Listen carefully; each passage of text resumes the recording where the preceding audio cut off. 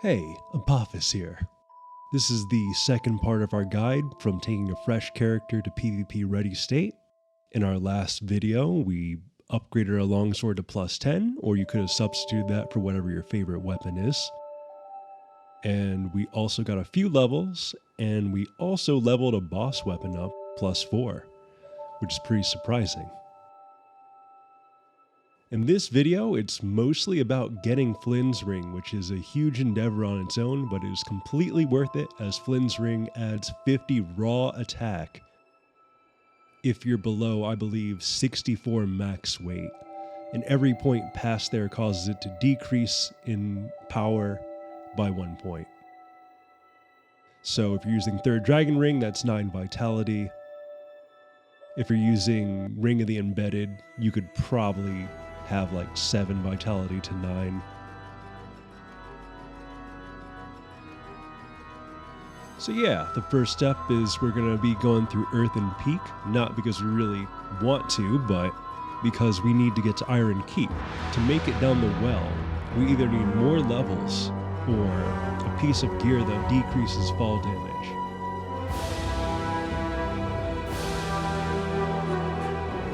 So I'm just opting for the cheapest piece of fall damage reduction gear, which are the Jester leggings. So Iron Keep is a pretty straightforward stage if you don't take the other side paths. You could take that side path through the closing gate if you want to do Pate's side quest, which I do recommend if you want the crit gauntlets, but there are plenty of videos on that side quest already. So we're just gonna open up the next bonfire over here. We're going to run back down and just do Mytha. But first take these annoying enemies. I was really surprised at the range on the Pyromancer. It was way longer than I thought that it would be. But anyway, let's start the fight. You could summon the Pyromancer NPC, Jester Thomas, if you want to make this fight even easier, but it's a pretty easy fight just to begin with. The trick to not having the room full of poison is to go to the second bonfire, light a torch, then light the nearby windmill on fire. It's pretty obscure, but if you don't do that, you're going to have a bad time. It's alright, we're taking a lift up to Iron Keep. So there's also another thing we need to get from Iron Keep, which is the short bow. Without the short bow, we have no way to shoot arrows, and without arrows, we can't activate some switches in Shulban, so we actually need the bow. But first thing, I'm going to go ahead and spend some souls and buy the Jester bottoms. If I could find them. The Jester top is also a really good investment if you're interested in PvPing because it prevents you from being backstabbed. It's very useful, especially for more linear weapons like spears. Or if you're using like an ultra weapon. A lot of people don't think about that combination, but there are decent ways to work it in. But anyway, we barely survived the first fall of the Jester bottoms. I had screwed up on a previous attempt, but that's okay. So you jump towards the wall and you should be fine. And you kind of fall towards the wall here and you should also be fine. And at this point you kind of jump towards the wall, but also toward that one platform that's sticking out. So then we can just fall. You can fall onto that awning to take less damage. I'd definitely do that.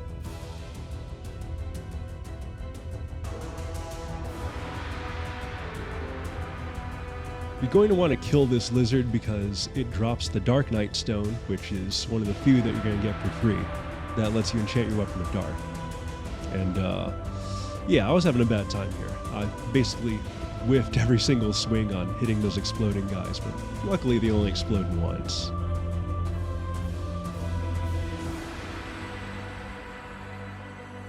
We're going to go back and grab the Sublime Bone Dust in the other room. There's also the Great Heal spell down there.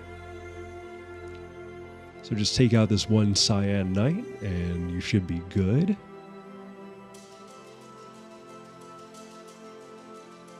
Yeah, bone dust. So that'll power up my Estus flask by 1. Putting us at +4. I actually don't know what the cap is in this game. Is it 5 or is it higher? Well, whatever.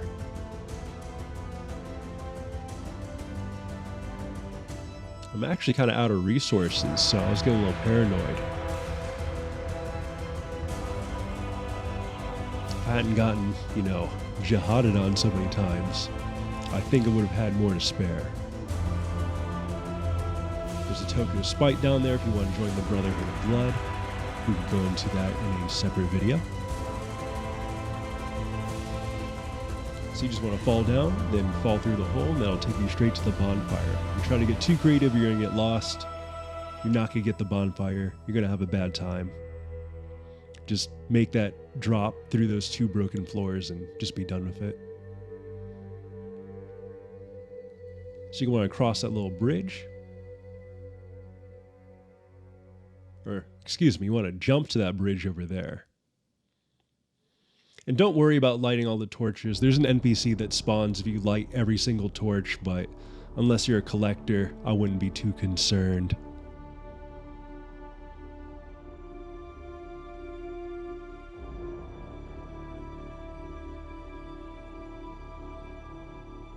Just grabbing some loot, and for some reason I keep missing the right way to go, which is not that way, but the other way, back on that platform with the chest. There's a path to the right. Yeah, I have no clue why I found it so difficult to deal with that mole bear thing, but we just run past it. The paranoia of falling's too real. Go ahead and take out that exploding zombie. Don't want to repeat it last time.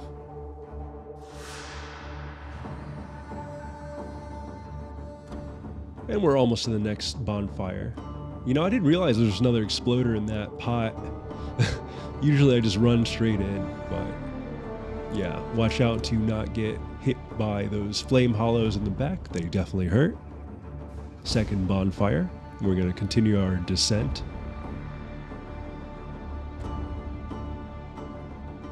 Yeah, so take that ladder to the right. The other one kind of just drops you. At this point, you just try not to get hit. Make sure you take out all the hollows, then we're going to get naked.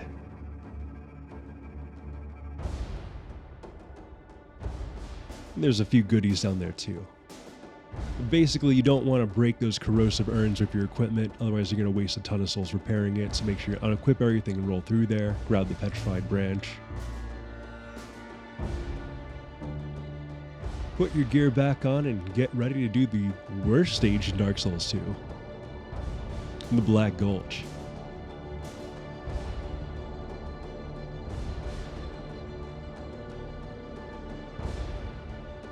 From Software does love some poison. Gotta say that much.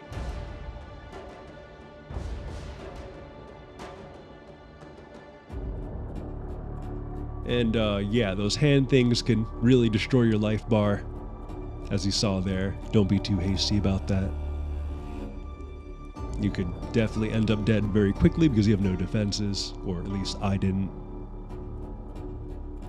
You could also light a torch, which will let you light those pools on fire.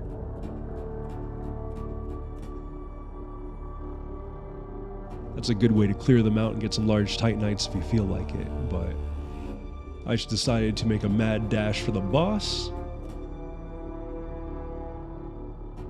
somehow avoiding being poisoned. So this guy hurts, and he does a lot of stamina damage too, so try not to block anything. You want to just roll and stay behind him if you can. So when he does the big swing attack, you could kind of walk behind him. If he does the vomit attack, you'll have enough time to heal. So you just got to be a little patient in this fight and not dodge too early, because he does hurt.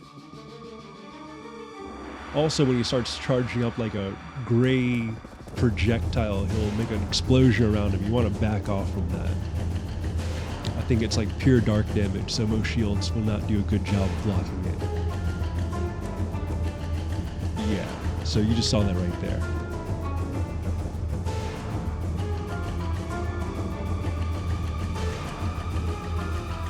you get caught by it, you get knocked down. That's a pretty bad situation, so you generally don't want to be in that position.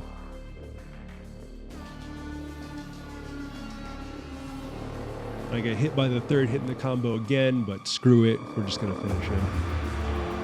So we needed to kill the Rotten, one, because you're going to need to go to Dragonlight Castle later if you want the Ring of the Embedded, but also because you need access to this shrine behind it, near the Primal Bonfire.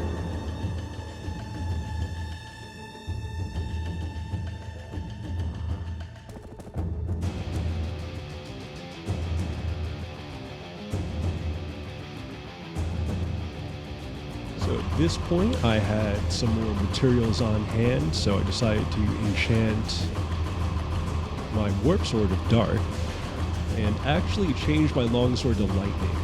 And that's because without doing that, Iron Keep and a bunch of other late game areas are a huge pain. I wouldn't say it's worth it for everyone to do that. Let's say you started the Uchi, I would just make that Lightning by default, unless you're going pure Dex. But making the weapon Lightning did actually turn out to be the better decision, because it went from doing like 4 or 5 hits to kill an Iron Keep Knight to just 2 or 3. And also, if you're doing Smelter Demon, which I actually consider to be the easier route, then the Lightning weapon will come in handy. The Fire weapon will be doing nothing for you in that situation.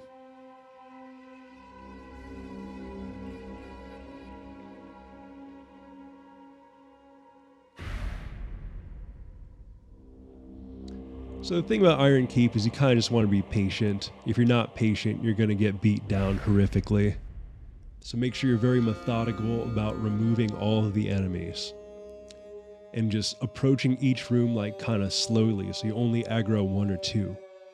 And it's totally fine to like fall back into this hallway over here if you're in the outside section. Because the sheer amount of enemies in this area can get very overwhelming. So you want to like funnel them into this room. And as you can see, the Lightning Longsword was definitely doing some work there. And even if the slashing attacks to the piercing, we could cleave them down pretty quick. But doing the R2 and finishing them, very satisfying. To the right of this bridge, if you cross the other side, there's a way to jump to a staircase that has a petrified dragon bone. That's part of the way to getting your +4 boss weapon. There's 2 here. There's also the furnace, so from that bridge you could jump over to the side of the furnace, pull a lever, then turn a crank, and that will power down the furnace. Then you could walk inside and pick up another petrified dragon bone.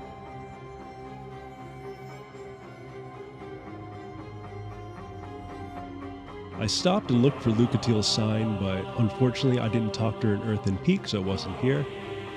I guess I'm gonna fail her questline, but that was not the objective of this build. This is fine.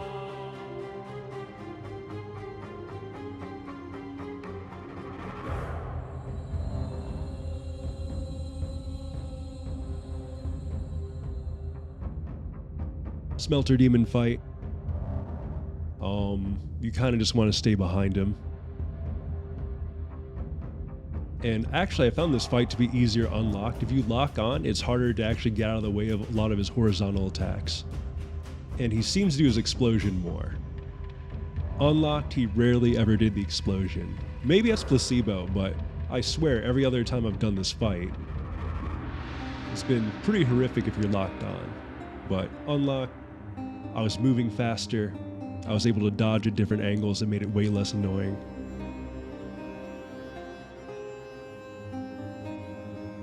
I think maybe he'll be more likely to do the explosion if you're like right up on him after some of those attacks as well. I was pretty cautious and backed off.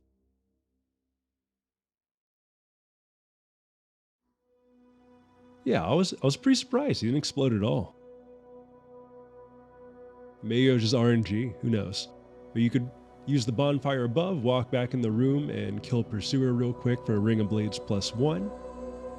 That will realistically not be helping this build that much. It gives about 17 to 18 attack in raw because we're using an infused weapon. If you're using a raw weapon, it obviously will be a lot more effective as you get the full strength. We're going to use our piercing attacks instead of slashing on that enemy. It's so annoying that they can hit you during the switch animation. But yeah, we're going to dunk these guys straight into the lava.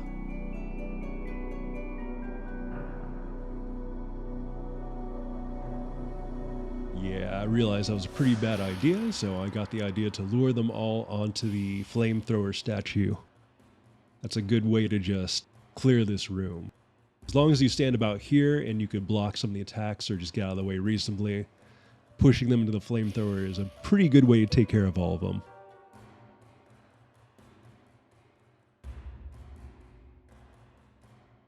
So there's actually 2 Elan Knights that ambush you in this room, so you gotta wait for the second one to drop. Don't walk into that narrow hallway and get ambushed. There's one turtle man in here. Make sure you just keep your distance, wait for him to attack, be patient.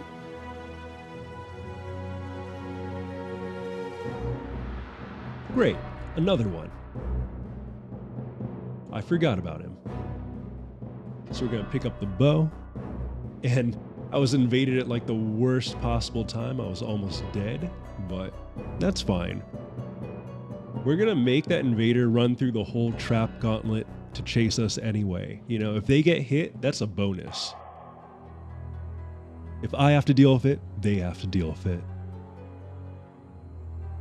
So you go ahead, we activate the bonfire. I wait for my friend to come up here.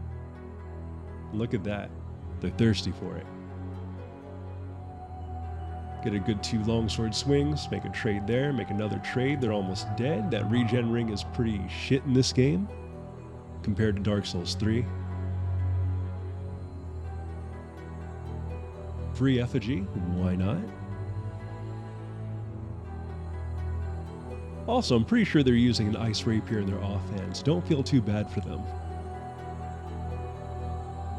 So we have the bow, so we're going to make our way back down to the Black Gulch. And then we're going to drop down this little chute, which will drop you down into this other room where there's 2 giants. And there's also a chest in the back of the room.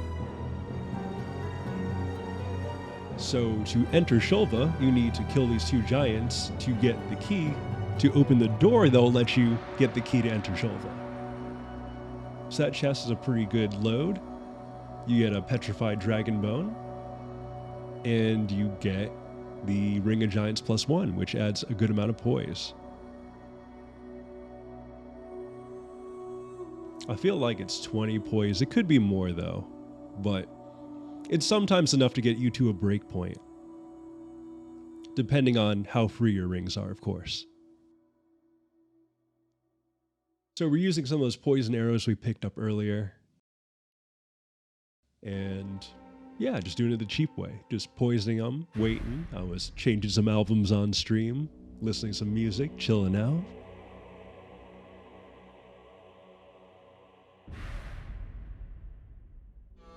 Yeah, the hitboxes are pretty annoying when you have no defense. I didn't want to risk it.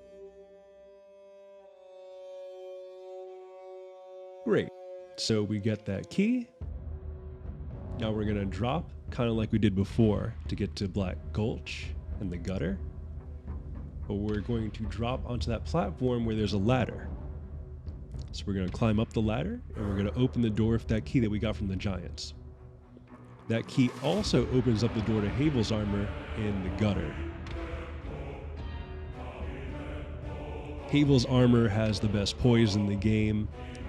The gauntlets and leggings, I believe, have some of the best poise to weight ratios of any gear. So you're going to see those quite often in meta PvP.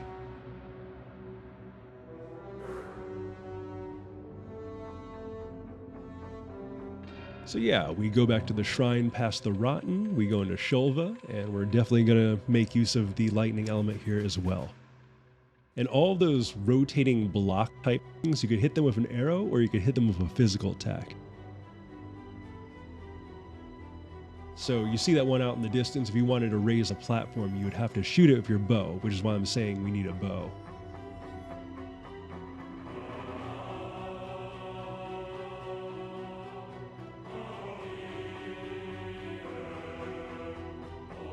You know, incidentally, I think I actually found out that we don't need the bow, because I was able to hit this switch and jump onto the platform before it rose up. But usually I wind up using a bow to raise both platforms and get myself up there. But we rest at the bonfire. We're gonna carefully drop down.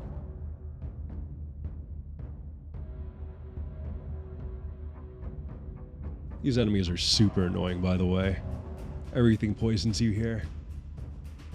Please.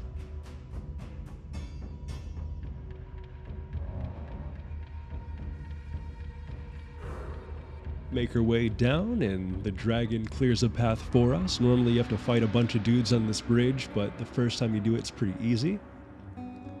So there's another item that we'll be looking for in this stage as well. There's a room with a couple of chests, and one of them has 3 petrified dragon bones. So you're gonna use the bow to open the door here. I guess that wasn't that important. But yeah, there's another use of the bow. If you equip some stronger arrows, let's say like fire arrows, you could do some good damage to these annoying enemies. You could run down there and deal with it yourself, of course, but this is just the safer and easier way to take care of this room.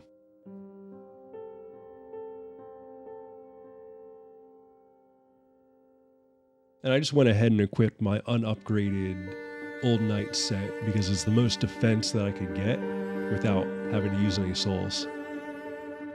So you could farm that in Hyde's Tower. Make sure you equip Covenant of the Champions. Just to make sure they don't despawn. So you're gonna have to hit this switch on the floor a couple of times. I do my best to dodge these enemies while waiting for the correct amount of turns. And there we go, now we can fit through the gap. We're gonna go ahead and fall down through this little chute. There'll be a room with a bunch of bugs, but we're gonna go up the stairs because that's where the Flynn's ring is. So man, this whole video, just to get Flynn's ring, that was nuts. I guess technically you didn't really need the bow here, but getting Flynn's ring is a major power boost. I highly recommend it for almost every build aside from like huge poise tanks. And so there's going to be a part 3 coming out soon, probably tomorrow. Part 3 is going to go over finishing up our boss weapon and getting the Ring of the Embedded. Then also getting a free Defender or Watcher shield. It'll take a little more work, but at this point we probably sank about, let's say, 3.5, maybe 4 hours. And that's not too bad to get the character set up. I mean, at this point, all that other stuff's kind of gravy. Obviously, finishing up your boss weapon is going to add a significant amount of power, so if you're going down that route, go ahead and do it. If you're going down the much easier route of a Twinkling Titanite or regular Titanite weapon, you can also do those without doing all that content. Although getting to Shrine of Amana does make farming Twinkling Titanite pretty easy. So yeah, if you like the video, if you like the guides, if you like Dark Souls PvP content, or just PvP content in general, and I'll try streaming some other games or recording some other games soon. Remember to like, comment, subscribe, and I'll see you guys in the next video. Alright.